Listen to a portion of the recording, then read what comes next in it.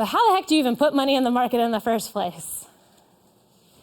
One of the big things you need to do is decide who you're going to go with, what brokerage or broker or financial advisor you're going to use.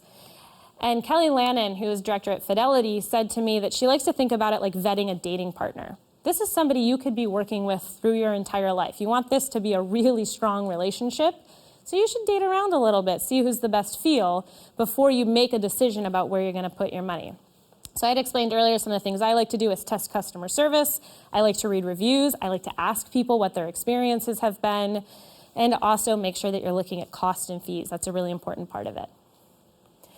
So there's a few different approaches. One is the do-it-yourself approach. You can use what gets referred to as a discount brokerage. I absolutely hate this term because it sounds super sketchy, but it's a perfectly legitimate option. And this is what most do-it-yourself people use. It's a very much a lower barrier to entry in order to get into the market, because if you're using one of those full-service firms, a lot of times that's the more classic example of working with investing experts in the sense of maybe you need $500,000, maybe you need $1 million in order to get them to pay attention to you at some of the bigger full-service firms. Discount brokerage, do-it-yourself, you don't need that kind of money to get in the game. However, sometimes the funds do have what's known as a minimum initial investment. So going back to the question that was asked earlier, how much money do I need to get started? Well, if you go to a discount brokerage and you do it yourself, sometimes it'll say, all right, if you want to invest in the S&P 500, you need $3,000 in order to open this fund. Well, we don't always have $3,000 at our disposal to put into the market, so maybe that particular fund is not right now the best fit for you, which also can come into play about where you do your business, at least in the beginning. There are some brokerages that have no minimum funds, so you don't need anything. It's $0 in order to open an account. Also know that those minimum initial investments are just in the beginning. Afterwards, you can put $10 a month, $100, whatever you want to do into it. It's just in order to open the account in the first place. Examples, again, not endorsements, just giving you names because I think that that's helpful. Vanguard, Fidelity, Charles Schwab, TD Ameritrade, T. Rowe Price, and Ally Invest are all places that you can be a do-it-yourself investor. Also, not all of them. Those are just some of the examples. Another one is a robo-advisor.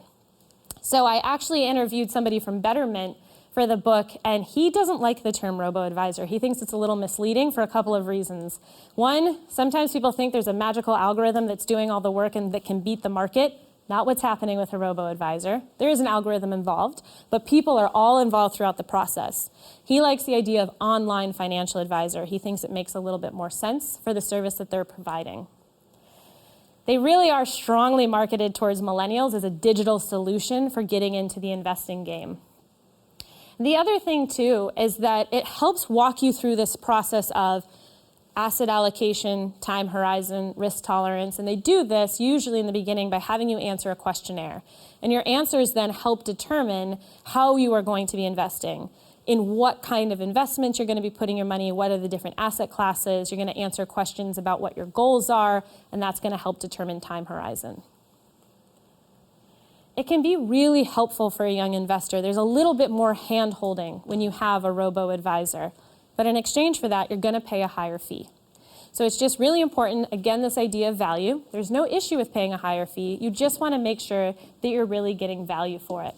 So some of the things that they also offer, they are usually doing that rebalancing for you. So the question that we answered earlier about, well, how do you know if your portfolio has gone out of whack? Well, they help handle that for you. They also do something called tax loss harvesting, which again, I'm not going to try to get into it and explain what that means. But basically, let's just say they're helping make sure you pay the least amount in taxes that you legally have to on your investments.